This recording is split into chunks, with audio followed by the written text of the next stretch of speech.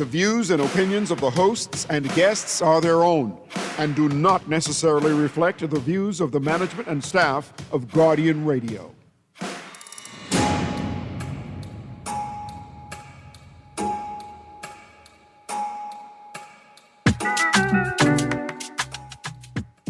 Better make it tick. Now we're in the roof shop, trying to make my money. If I go home, I can't go home. I can't go home. I can't go home. I can't go home. Can't go home. I can't go home. I can't go home. Go to this left, over the hill, right to the corner. Take another left. My mama outside, boy, mash that gas. Try my last.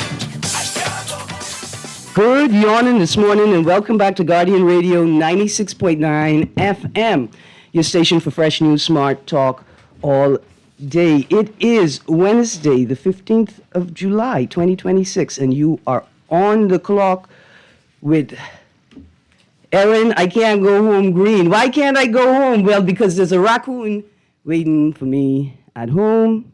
He want to know why I picked the Gnep so early. He says he's grieving, he's suffering a loss, and I am responsible for it. I can't go home, not yet. But that song is The Gambler Can't Go Home by Mumra, right? And I found this on the Mic Check Performance Rake and Scrape playlist. I'm telling you, if you're trying to keep up with the newest Rake and Scrape in the country, this is one spot to tune into, right? It is just, I don't want to say it's a breath of fresh air. That's not really what it is.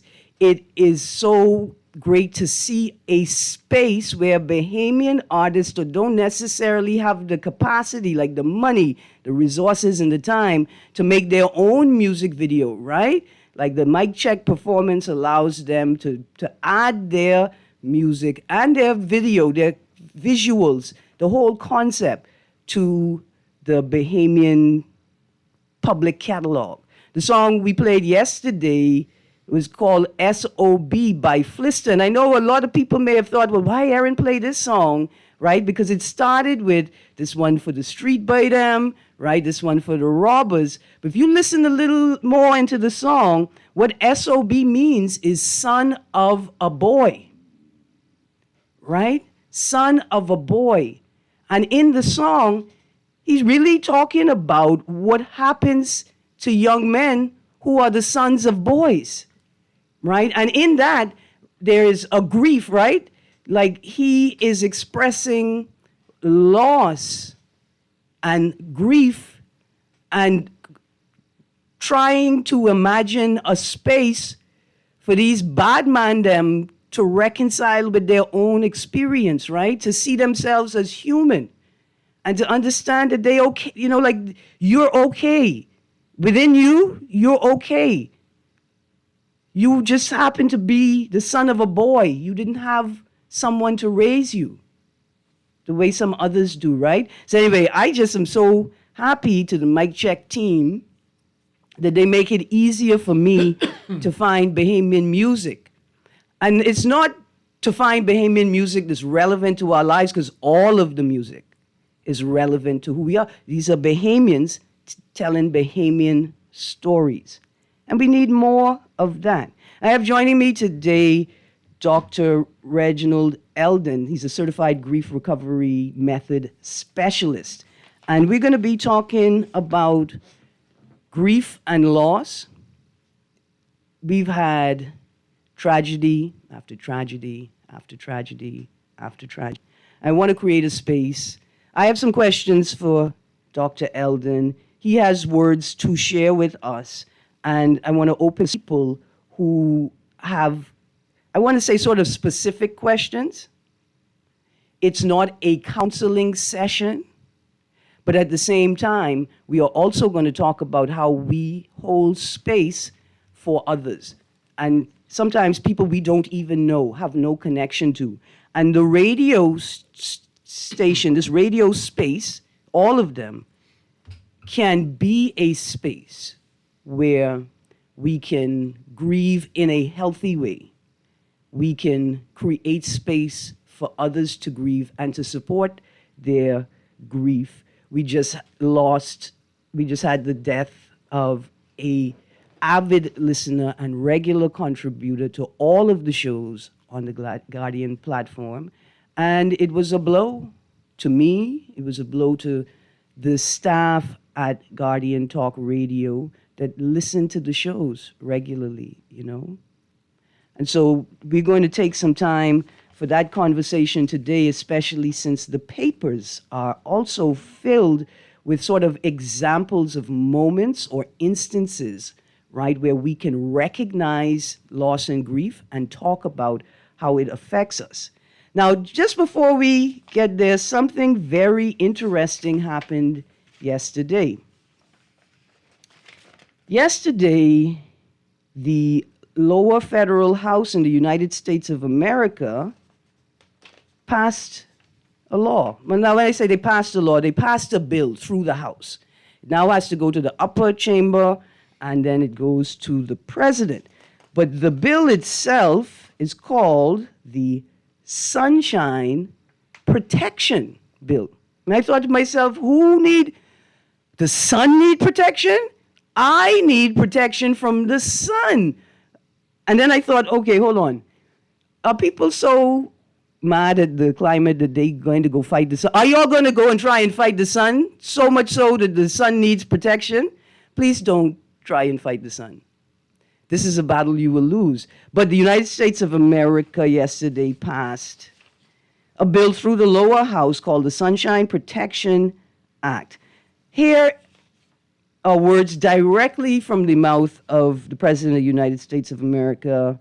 This was, I'm not sure why the date on it is, but it's from his Truth Social account. Big vote today, 48-1 in the Energy and Commerce Committee. That's what it is. So this is May 21st. On a bill including the Sunshine Protection Act. Many of these clocks are located in towers, and the cost of renting or using heavy equipment to do this twice a year is prohibitive. He's talking about changing the clocks back and forth. It says the House will be attaching the Sunshine Protection Act to the highway bill. So this is just a fascinating rabbit hole. Maybe at the sort of the end of the show, we may have more time to talk about it. But I just wondered, are people aware that this is happening? And then the question for me is, if the United States of America makes daylight savings time permanent, will we also make daylight savings time permanent? Right? And I think that's the big question for us, and how will it affect us? Right now, there's no certainty that the bill will make it all the way to the president, right? Because there's been opposition from farmers who, they have a special relationship with the sun. And we should appreciate it because the things they tend to have special relationships with the sun. And so I just thought this was a fascinating conversation, and I wondered if people knew the origin of daylight savings time. And did you know that in 1973, in fact, I'm going to read from this article. I'll give you the headline because it is, again, a fascinating article. What is the history of daylight saving time? Fox Weather, 1st of November, 2025. Will daylight saving time become permanent? Daylight saving time has sown divisions over the years, stirring debate about whether it should become permanent or end once and for all. In December 1973, a bill was signed into law to make daylight saving time permanent for 2 years. It was called the Emergency Daylight Savings Time Energy Act. The law was intended to help the U.S. save energy during the oil crisis. After a few months, however, the public soured on the permanent time change, and the law was amended in October 1974. The part about that is, right now, we need to be conserving energy, and we're still not sure if this is wartime. We're still not sure if the world is at war. Are we in World War III? Are we not? We're not sure. But I just thought, what a fascinating conversation taking place right next to us. And I wanted to throw it on the table. How could it possibly affect us in the future. I see I have a caller on the line. I'm going to take one call before we get into our show. Good morning, caller. A pleasant good morning, Miss Greene. How you doing today? I'm good, thank you. How are you? Thank you very much for taking my call. I heard most of the talk during the week and the weeks before with the sadness and the depression that hit our nation over the loss of lives and the deaths and so forth. And as I stood and listened to even with Dr. Enos, the psychiatrist he had on yesterday, talking about the many hurts that we as Bahamians have, and how we tend to, instead of build up one another, we bring down one another. I reflected on June the 7th, 1996, when on 10 o'clock in the morning, waiting for somebody to pick me up to go to Labor Day Junkanoo, I got a call sitting on my porch. It says, "Mr. Vince Fountain, is this you?" "Ma'am." "Well, this is Miss Dorsey from St. Matthew's Church." I say, "Good morning, ma'am. There's been an accident up on Shirley Street with your son." First thing I said, "What hospital he's to?" They say, "He's not to a hospital, sir. He's underneath a white sheet. He's just been killed on Shirley Street. He was knocked from the entrance of Harbor Bay, almost 108 feet up by Lee's Carpet Craft. On June the 7th, brave Davis' birthday, and he was only 15 years old, and his class had just won JA of the Year, and he had just celebrated that Monday in my shoes down at the zoo, and I saw my son no more. And today, every morning, I wake up, and the first thought comes to my mind is Kashawn Vincent Fountain. Everybody still remembers him from Kingsway, and I remember my son. And you never get rid of the hurt when you lose a family member, because my mother died when I was 15 years old. I am 75 now, and I think and look at their pictures every day. Miss Greene, you know about it. You lost parents. You never forget a loved one. Absolutely. Have fun, everybody. Let's get together and build the Commonwealth of the Bahamas. Stop bringing one another doon. Stop this PLP, FNMCOI. We are Bahamians. The Commonwealth of the Bahamas is the God-blessed, prettiest nation in the world. Thank you, Sparky. Thank you for that.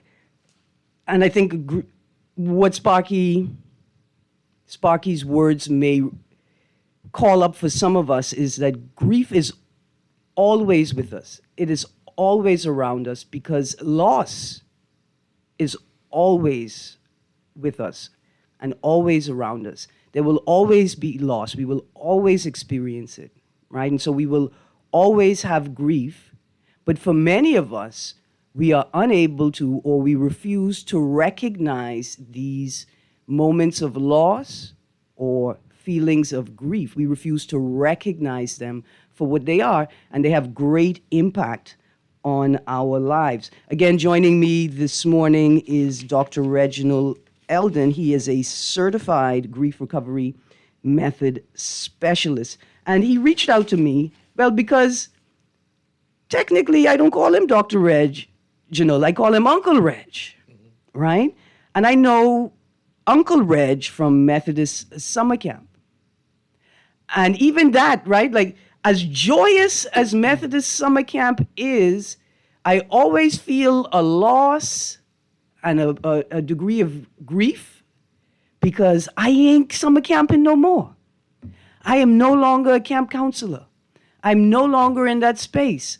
So, like, not only do I sort of grieve for not being able to do those things I used to do, I grieve because I am no longer at that age.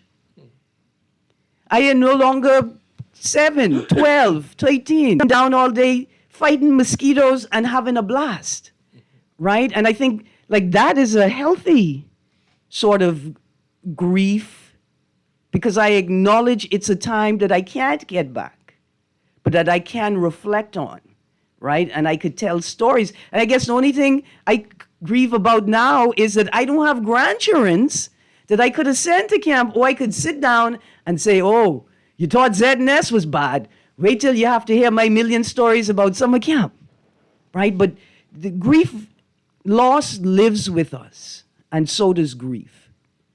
And I think it's important for us to acknowledge that, and then to, I want to say, like, prepare our lives to live in a way that manifests, recognizes, understands that loss will always be with us and grief will always be with us. You cannot get rid of them, but how do we process them in a healthy way?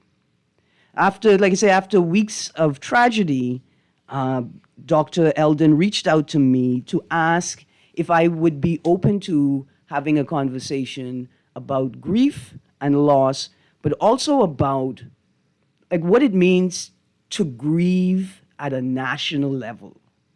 Like what it means to come together as a country, as a community, as a collective, and grieve. Good morning, sir. Well, good morning, Erin. Good to hear you. Good to be here. Good to see you. Mm-hmm. Yes, especially since we are in the month where we're going to recognize the 50th anniversary of Methodist camping in the Bahamas.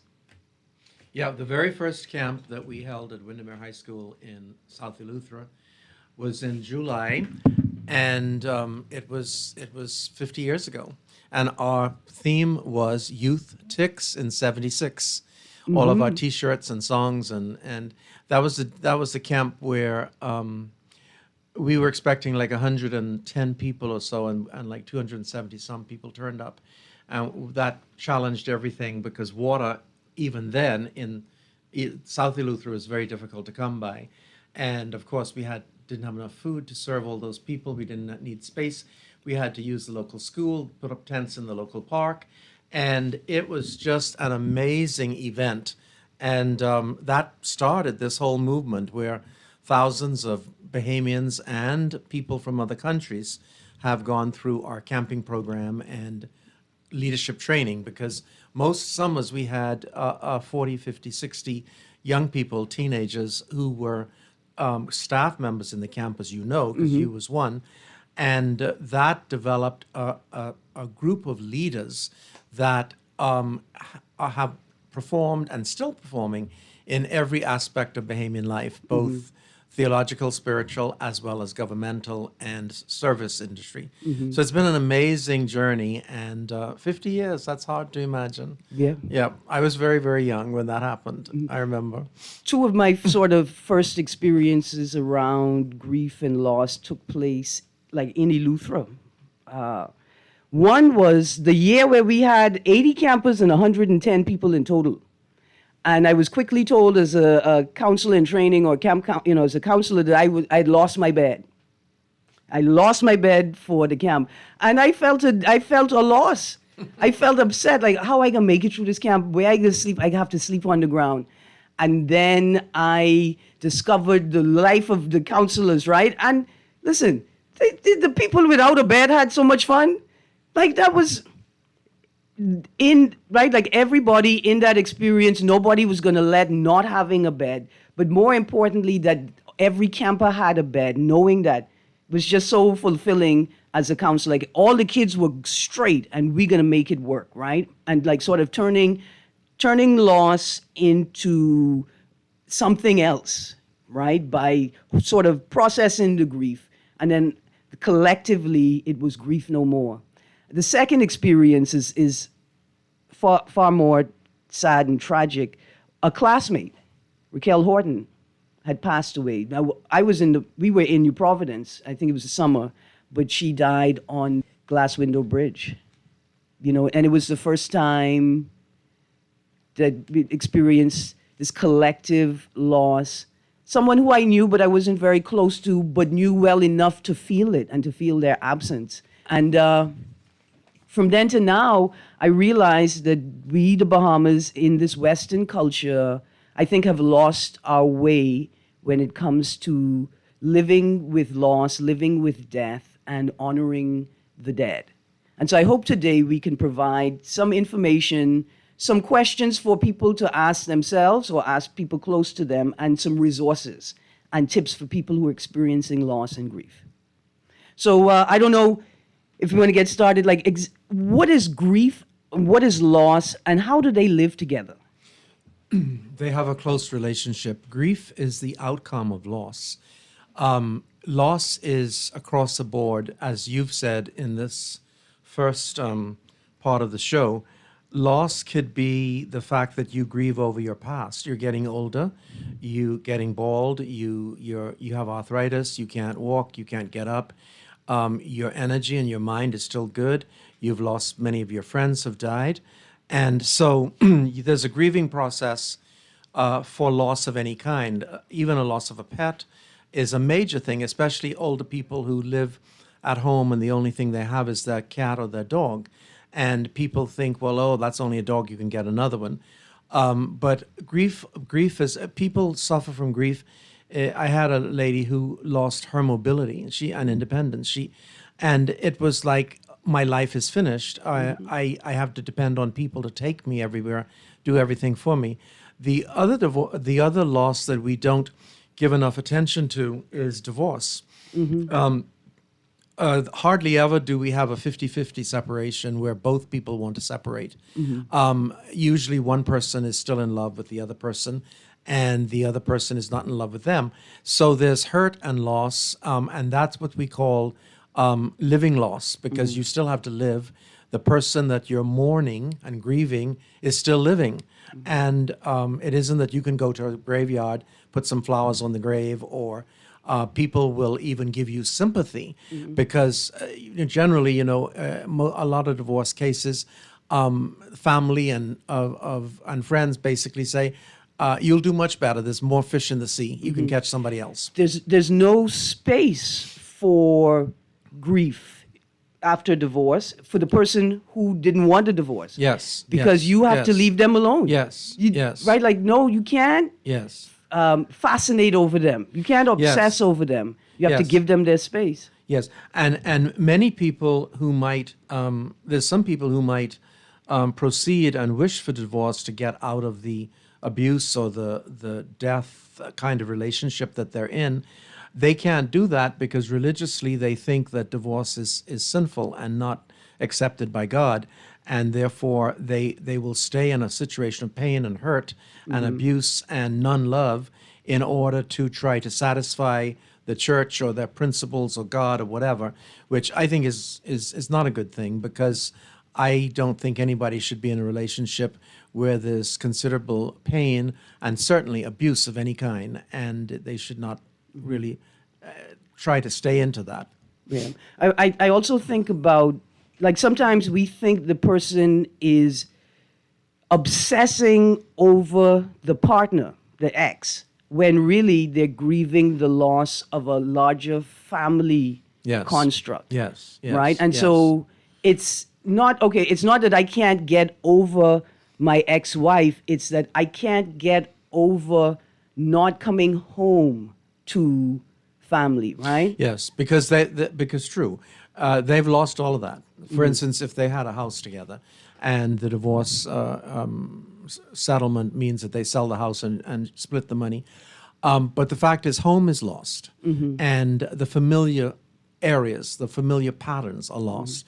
That is grief. That causes grief, and of course, we haven't even talked about what happens to children in those cases, and different ages of children suffer different ways, and then we have some families that say, couples, we're staying together basically for the children, but the children also pick up on the non-commitment and the non-love, and it's also very difficult for them as well. Yeah, and so sometimes the child would say, I would have rather you have divorced because I'm now grieving a mother who had less attention or energy for me because she's processing the proximity she's trying to keep with me. Yeah. So grief and loss, grief basically is the process, what we go through, the thing that travels with us, the thing that covers us over, the thing that is deep in our spirits and souls,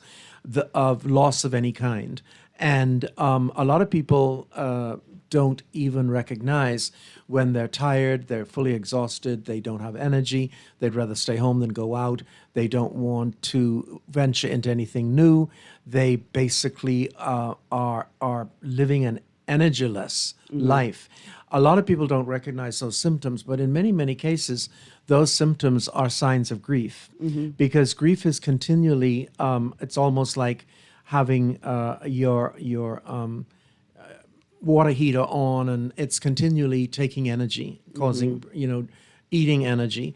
And the loss continually eats your energy and takes away from your loss. The institute where I was certified in grief and loss recovery, they basically say that one of the slogans is, we will help you to get your life back.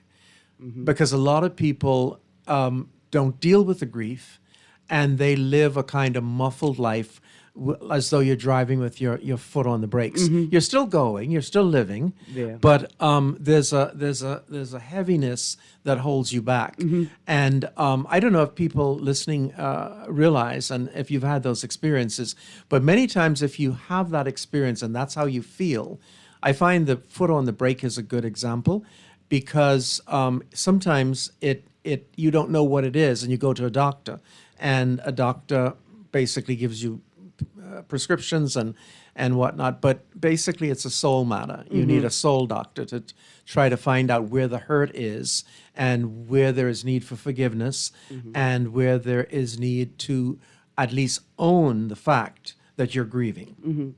Like, I want to say, I'm not making a moral judgment on how people relationship, but if you're going into relationship with people who you know are connected to other people already, right? Like, grieve,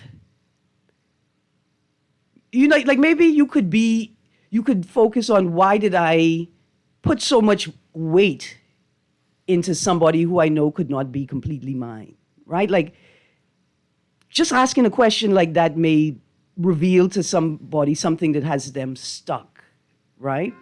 Because maybe you are still grieving for a father who couldn't be there for you because you were an outside child, right? And so you're just desperate for love, and you're unaware of the dangerous dynamics involved in that relationship.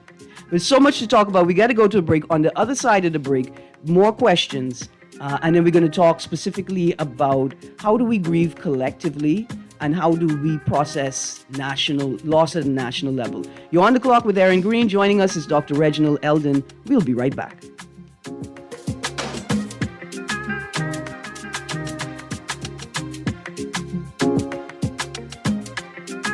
Wait, you know what's going down tomorrow? Nobody, what happening? Joe bringing these knives to school. He could do Junior in. For what? Wait, he fooled with Joe girl. Mother sick. And you know Junior don't back down for nothing. So that means you got a big fight tomorrow. So whose side you on? Side? I trying to stay in school, not Simpson Pen. We gotta tell somebody about this fight. Tell somebody. I ain't no snitch. I mean cool, you know. Wait, if you so cool, then you need to stay in school and stay out of the fight. Yeah, but if I don't hang on Joe's side, him and these boys coming for me next. All right, so we definitely gotta tell somebody. We gotta prevent the fight. What I say, I don't want nobody call me snitch. We could just call Crime Stoppers. You could report what you know, and nobody gotta know it's you. So how did I work? All you gotta do is call them, or you text them through the Crack Crime Bahamas app, and nobody can know it's you. Then the police come looking for me for more info, and when they finish with them, Joe them coming looking for me?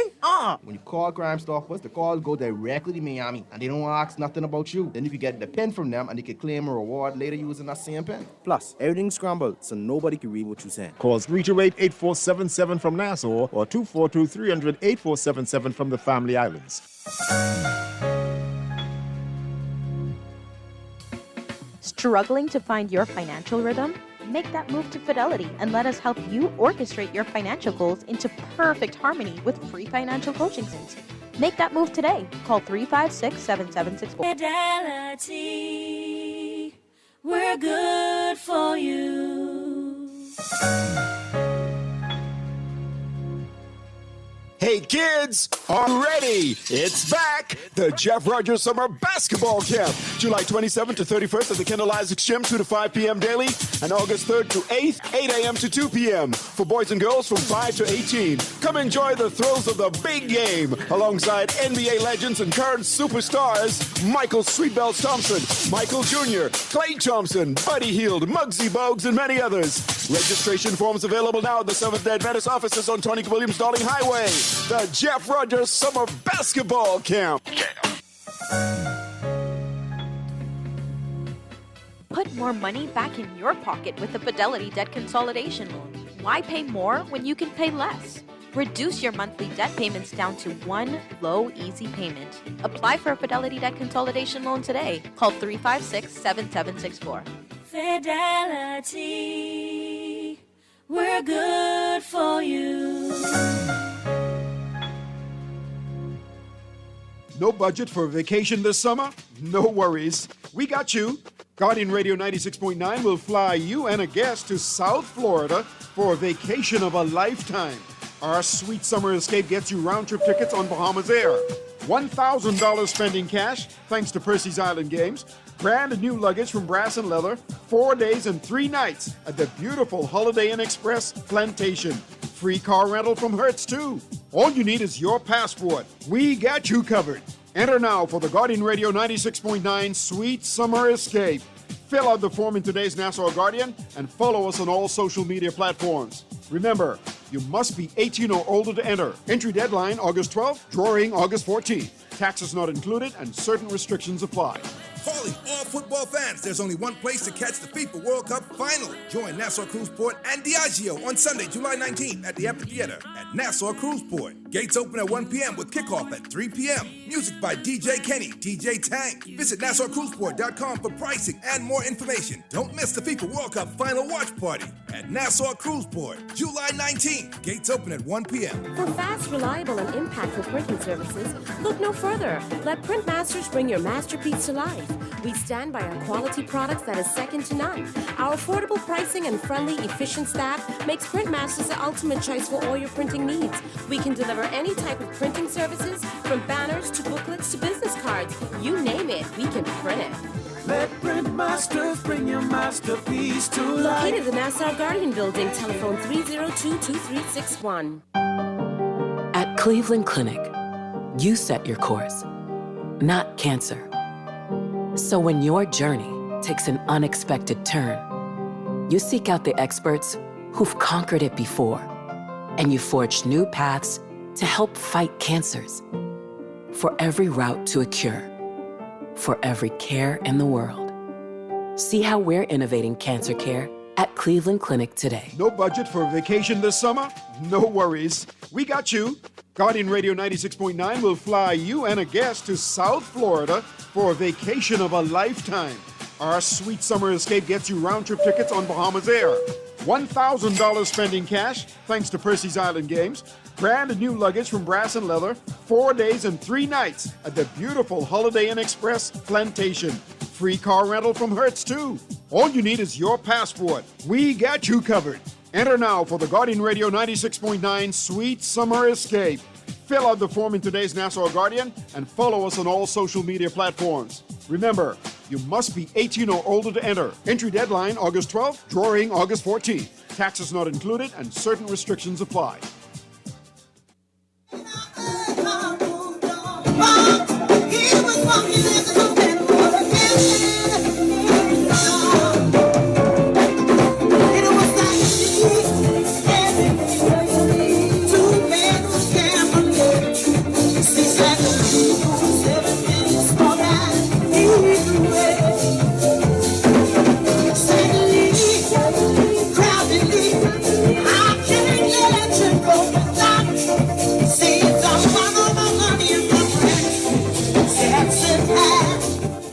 Welcome back to On the Clock with Erin, Greene. What you were listening to just now is a portion of tribute by Nishi L.S.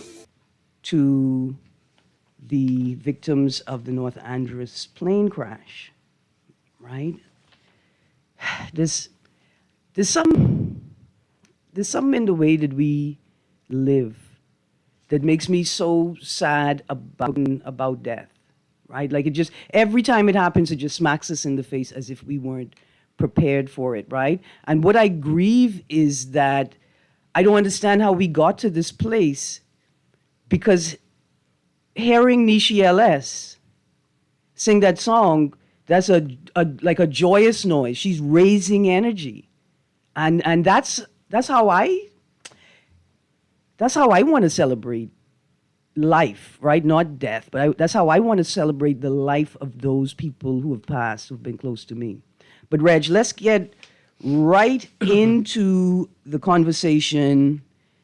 Grieving grieving collectively, loss at a national level, the vigil and the vigilante. Right? I think the vigil is an example of a healthy collective grieving, right? Holding space not just for those closest to the loss, but also for those, it allows those who have less proximity to the loss to also express their grief or to feel their feelings, right, in an appropriate way. And I think the lack of these healthy spaces, along with some other things, can produce the vigilante.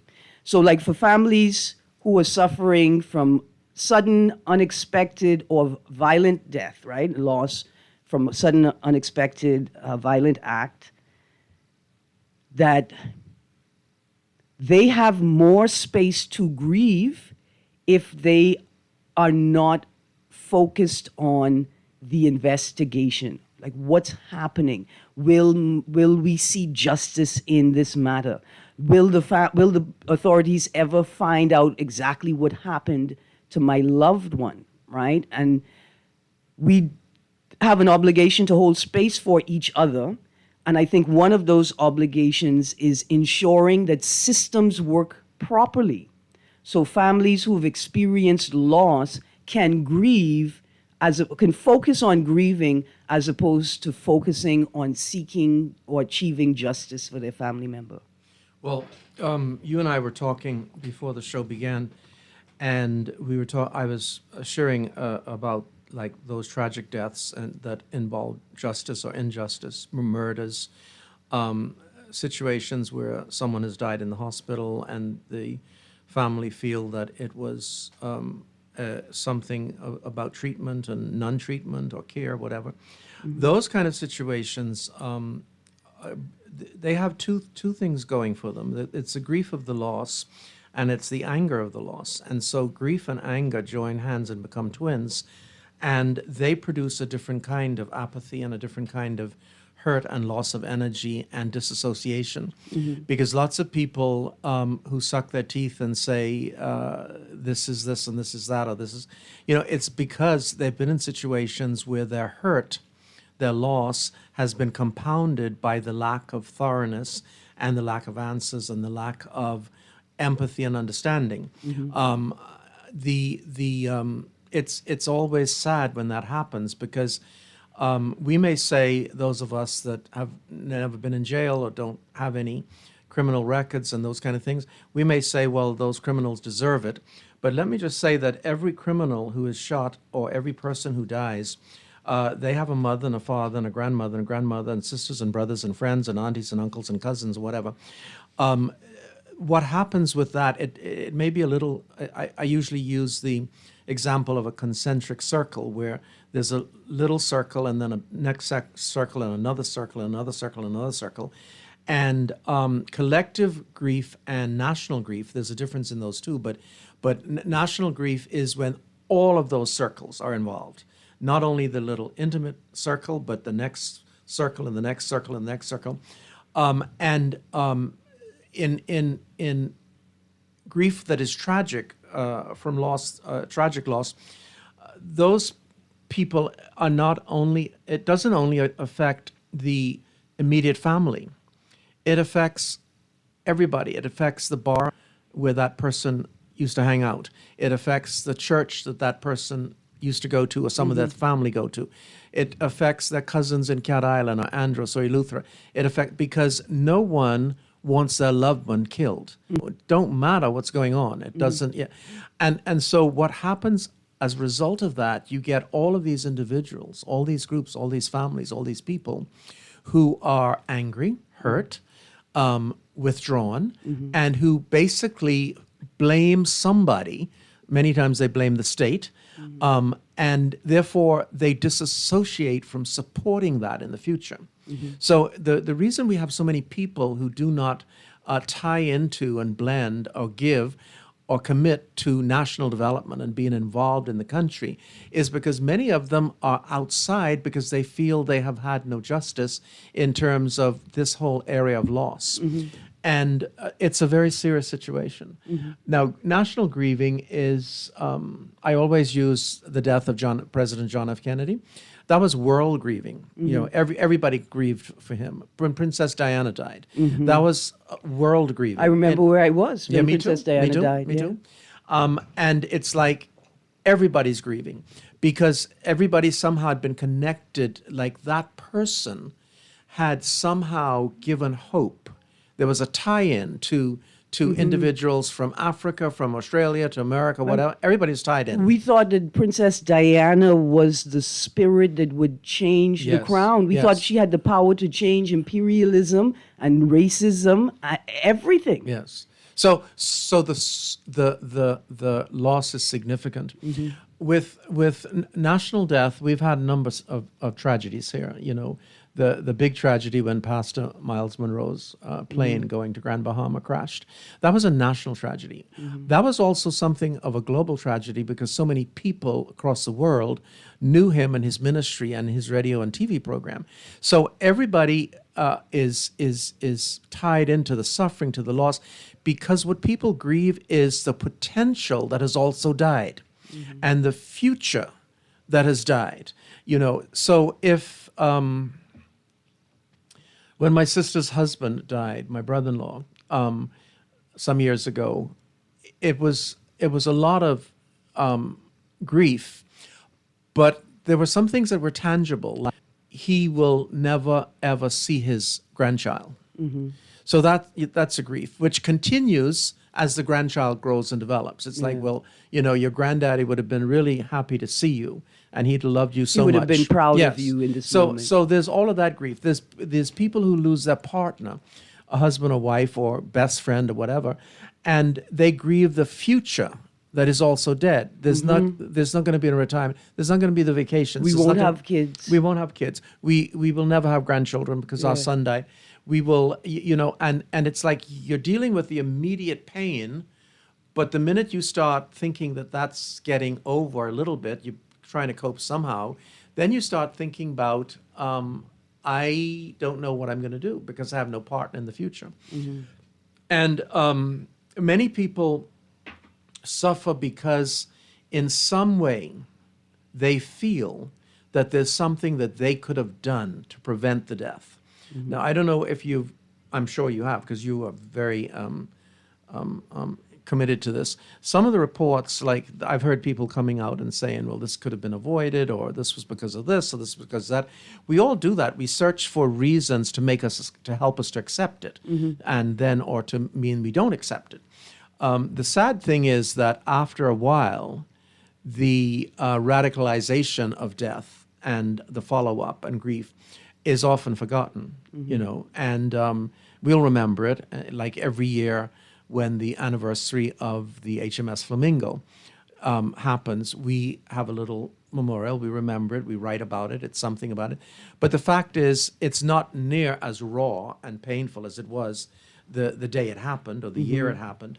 But the thing is, if people do not do something about grief, then what happens is that it accumulates. We call it cumulative. So if you're grieving your grandmother and then your mother dies and you grieve her, then your best friend dies and you grieve her, and then your teacher dies, you grieve. It's like all of those griefs and experiences pile on top of each other. And that's why some people who have lost a lot of in a short amount of time, why the grieving is more intense, because they probably ask questions, well, I wonder who's next. And with the tragedies, let me just finish off this segment, a lot of people connect to that because they say, I also charters to the Family Islands. I also drive down Shirley Street. I also, and it's like, it could have been me. And what if it was me? So there's some serious questions that arise as a result of the tragedies we've had and the whole idea of national grief. Listen, national grief, the loss of Miles Monroe, his wife, and the other members of the church. Pastor Pindo. My cousin was married to Manifest, and she was with child. Tremendous loss. In 2019, I made my way to Zambia in the middle of the Livingston National Park for a conference. And walking through the veranda where they had items for sale, book table, I take a stop because I love books, and I speak to the young man, and the first thing he asked me is, "Are you from the Bahamas?" And then the second thing he does is he begins pointing out all of the Miles Monroe books. And the third thing he does is he shares condolences, right? And so people that know, I recognize who Miles Monroe is and what he means to the Bahamas. Not necessarily the same to me for various reasons. People may know why, but I understood in that moment that he had an opportunity to grieve, right? It was an opportunity for him to connect with a Bahamian, someone who had proximity to Monroe. And so I took that, I saw it and I respected it and I shared that moment with him because he's a good Bahamian ambassador. Raw Bahamians when we abroad, right? Like there was no time for that. This was a time for grief and for making space for someone to share. And I just wanted to say to the son and daughter, your father's legacy has just traveled the world.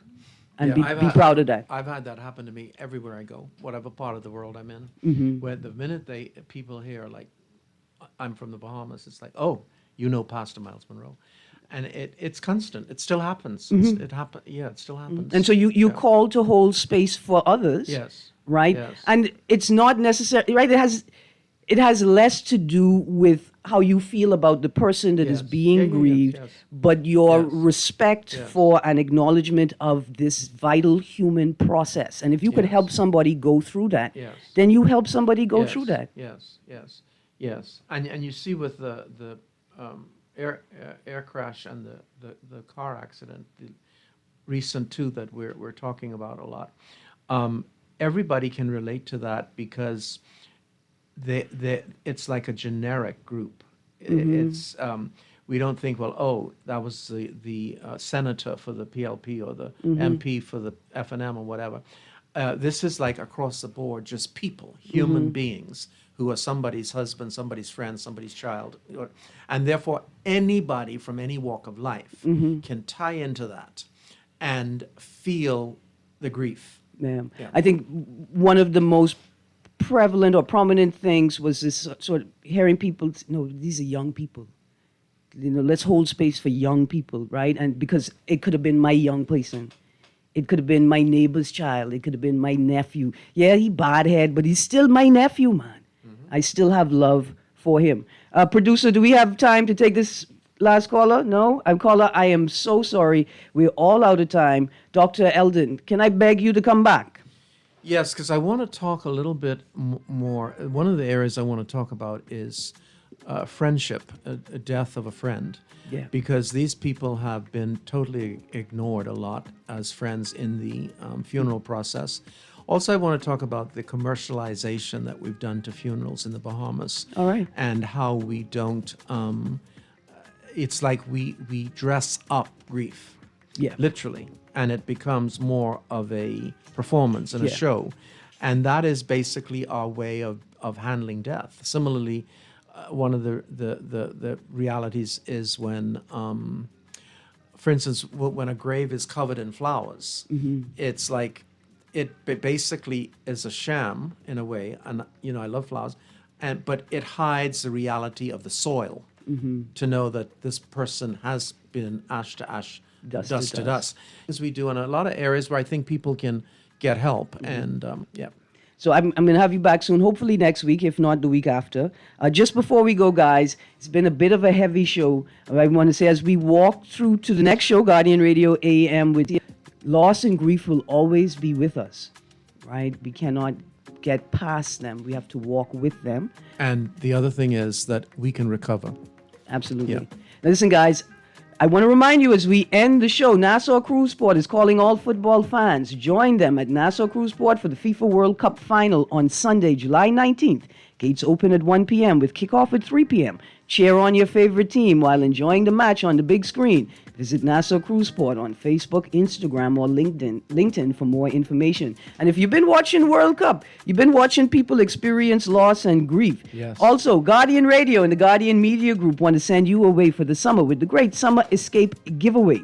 You could win a trip for two, including hotel, car, luggage, and $1,000 cash. All you need is your passport. Just get a Nassau Guardian newspaper, fill out the entry form, drop it in the entry box at the Nassau Guardian in Oaks Field, and tune into Guardian Radio and follow the Nassau Guardian on all social media platforms for your chances to win. The Guardian Media Group Great Summer Escape Giveaway, deadline to enter August 12th, drawing August 14th. You guys have a great day.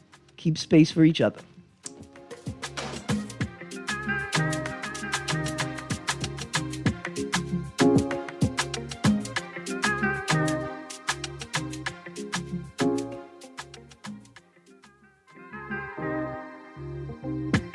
This is Guardian Radio 96.9 FM, streaming on GuardianTalkRadio.com and the Guardian Radio app, Nassau, Bahamas.